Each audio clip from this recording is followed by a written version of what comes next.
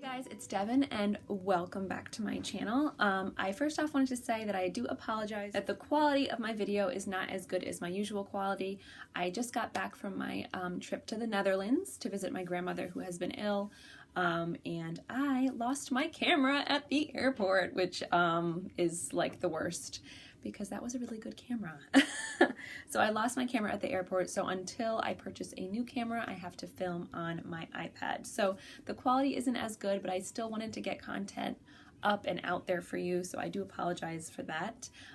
This is going to be a collaboration video with another mama here on YouTube named SJ. We're going to be talking about speech delay. As many of you know, my son Cullen has a speech delay and her son Finn has a speech delay, and Finn was actually the name I was thinking about naming Cullen. I even bought the letters for his room and everything. He was going to be Finn, but we changed it last minute, so I love that name of her little boy.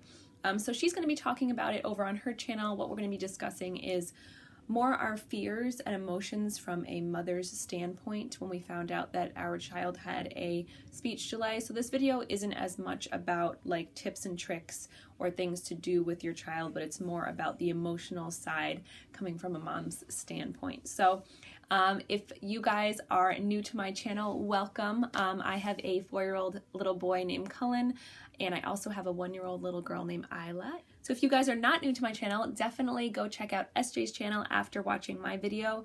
She has an adorable family. She is so cute. They have British accents, which is even cuter.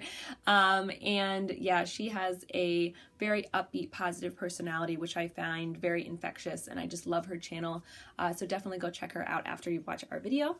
So let's get started. All of our experiences and all of our journeys and stories with our own children are going to be different. So the reason why I'm sharing this with you is I want you to realize that we all have our own journeys and our own experiences, and maybe something that I'm dealing with or dealt with or an emotion that I have is similar to what you've had, and that we can feel less alone in that. I think as women and as mothers, sometimes I think we can be competitive with one another, almost subconsciously. It's better for us to be open with one another and understanding of each other, and realizing that this is a very extremely difficult job. It is the most rewarding, amazing thing that I've ever done in my life, but it's probably by far the most difficult. And I think instead of judging one another and being hard on one another, it's better to build each other up and give each other support, because we all deal with difficult situations with our children, and we all want the best for them. Let's get on to my story. Cullen was about 2 years old, I believe, when we first got him evaluated. At that point was when I started noticing that he definitely wasn't progressing. I think in the beginning I was a little bit in denial about it, and I think that that's kind of natural and normal. We kind of want to pretend that our children are perfect, and we never want to find out that there's something wrong, or that they're going to struggle with something, or there's an issue with them. We kind of feel sometimes that if we ignore it, then it'll go away. And I think I did that a little bit subconsciously, and around 2, I really realized, no, he's definitely behind and I need to get him evaluated. Around 2, I brought him for his evaluation. I think I was secretly hoping that after that evaluation they would tell me, no, he's fine, he's going to catch up. So when they didn't tell me that and told me that he was significantly delayed, a little piece of my heart broke. You never want to hear that your child is going to struggle and that there's something wrong, regardless of how big or little the issue is. It's hard to hear that there is a problem with your child. And especially at that age, sometimes you don't know the reason for the delay. There's many different reasons for a speech delay. They could just be speech delayed. They could have apraxia. They could have dyslexia. They could be on the spectrum, ADD, autism, hearing problems. And sometimes it's hard for them to diagnose that very early. So sometimes your brain, at least mine did, went to the worst case scenario that I felt there was. And I always worried about that. And I remember letting my brain go to that part that's like, will my kid be able to have a job and function in society and be able to get married and have children and have relationships? Is this something that he's not going to catch up? Is he going to have a severe delay? Is he not going to make eye contact with me? Am I going to be able to emotionally connect with my child? Is he ever going to be able to speak? You know, your brain goes there, and I think that that's natural and normal, and that's a worry as a mom that we all have. Sorry, it makes me a little emotional when I talk about it. I also am getting over a cold, so it's not all that, but I remember that being a very difficult time in my life. Cullen was about 2, and my husband and I had recently, we've gone through a couple losses trying to get pregnant again. We went through 2 losses, and that was amongst this time finding out that Cullen was delayed and there was an issue with him, and I was trying to do my best for him as a mom, doing what working with him early interventions and getting him evaluated and working with him at home and doing his speech. I'm kind of a perfectionist when it comes to things, and my personality type, if anyone has ever done the Myers-Briggs personality test, I'm an INFP, which is a healer or a fixer. If you guys haven't taken that test, I'm gonna link it below in the description box. Definitely take that test. It's very interesting. It's a very in-depth personality test, and it has like 100 questions, or if not more, and it's just very interesting and weirdly accurate. But yes, I'm a fixer. I'm a healer. I want to make everything okay and everything better. So sometimes I overdo things. I over-research. I'm an over-trier, which is a good thing and a bad thing sometimes. Because with Cullen, sometimes I would wonder, why isn't he making progress faster? Am I doing something wrong? Should I be doing something better? Is there something better I could be doing? I put too much pressure on myself sometimes, and maybe all the time, and too much pressure on Cullen. So I learned at some point to kind of step back, and even though I'm going to be working with him and doing my best with him, to let him go at his own pace and not put my own expectations on him, you know? And I feel like as a mom, the best thing you could do is, what was the quote? Was to love the child that you have and not mourn the child that you expected. That's not the exact words of the quote, but it's kind of the thought behind it. Sometimes I think as moms, when we find out we're pregnant, we have this view and this like built up view of what our child is going to be and expectations that we put on them. Maybe I'm a very creative person. I'm an artistic person. So maybe my view is my child is going to be just like me and love art and be creative. And I'm very athletic and they're going to be athletic and be great at sports. Maybe your kid isn't athletic at all. Maybe they love reading and they're bookworms. Maybe they're mathematical and scientific, which I am not at all. So we like have this vision of our child, and maybe they're not exactly what we vision them to be. We can't put those expectations on our kid and be disappointed when they're not that, because our child is completely their own person. Cullen is mechanical. He loves puzzles and he's good at, I envision him being very good at math and science. He loves experiments. He is very visual like I am, very stubborn like I am.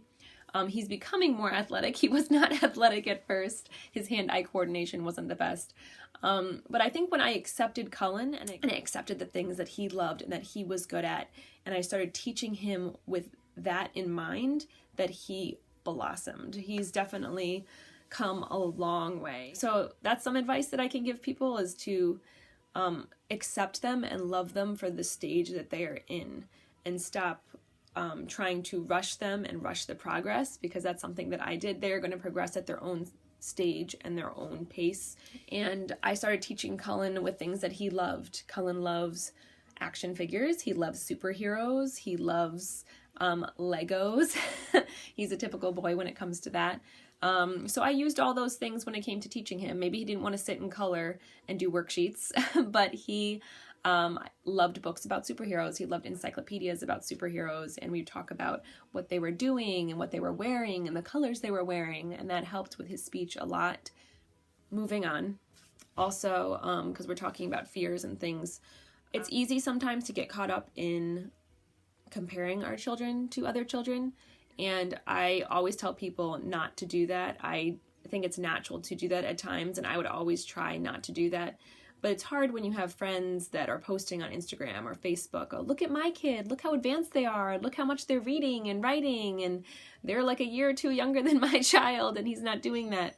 And it would make me sad, and I think that that's natural. I know when he was around 3, he went through a phase where he would hit a little bit, he would be frustrated, he wouldn't be very social around other people. He was very social and loving and huggy at home, but when we'd go to someone's house, he would kind of close down And they never got to see that side of him, and people would make comments sometimes that he was aloof or to himself, and why isn't he acting this way? Why isn't he doing this? Why does he always go to himself? Because people don't understand, and you might get looks from people, why is he hitting? He shouldn't be hitting you. Why is he throwing this fit? And people don't understand, and it is frustrating, and that's natural, and that's normal. I went through that. You kind of grow to get thicker skin after a while. Something I've come to realize too is, whether you realize it or not, most moms are dealing with something. You know, I have friends whose children have behavioral problems. I have two friends that both their children have type 1 diabetes. I have a client whose daughter had leukemia when she was 2 years old, and she's now 11 and doing amazing, thank goodness. I have other clients, their kids have speech delays or hearing problems, vision problems. You know, we're all dealing with something, and I think that that helps me put everything into perspective, that maybe other moms might not understand where I'm coming from, but they have their own stuff that they're dealing with. A lot of us are dealing with issues with our children, whether they're vocal about it or not. Cullen is almost 5. He'll be 5 this summer, and he, even though he's still delayed, he definitely does things on his own timetable.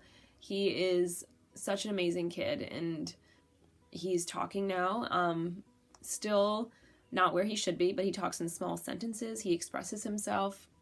He answers questions when asked. He's so much more social now. He plays with other kids on the playground. He is involved when it comes to preschool with the other kids, following directions. He's doing amazing, and the most important thing to me, which has always been the most important thing to me, is that I raise a kind child. And Cullen, just above and beyond, is not just saying this because he's mine, but he's one of the sweetest kids ever. Like, he's one of those kids on the playground that another little kid falls, he's the first one over there helping to pick him up.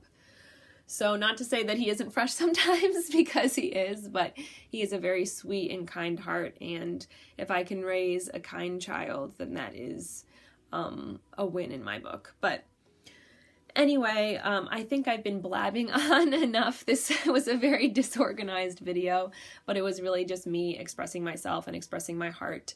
I wanted to be open and honest with you guys whenever it comes with our children and any kind of issue, that we're all going to have difficult feelings and emotions. We're all going to struggle with fear and sadness and anxiety and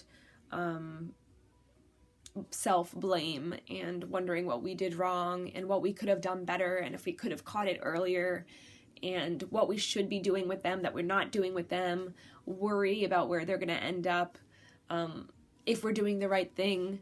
That's natural. That's normal. We all go through it. The best advice that I could give, that I dealt with on my journey with Cullen, is to, like I said, love your child for who they are, for what they are.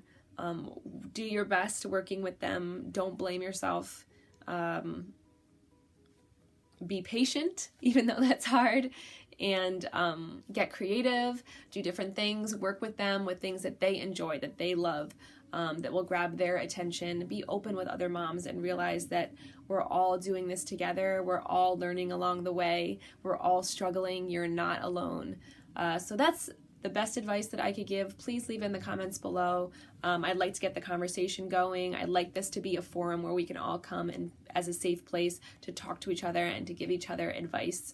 So thank you for watching my video, and thank you for coming to my channel. If you're new to my channel, please subscribe and like this video. We'd like to have you as part of our YouTube family. If you haven't checked out SJ's channel, definitely go check her out. You guys are going to love her channel. We have very similar mommy content. And also, don't forget to check me out on Instagram at Drake's Nest. And hopefully I'm going to have a new camera soon so that my quality will be better than this. But thank you for sticking with me despite that. Thanks for watching, you guys. Bye.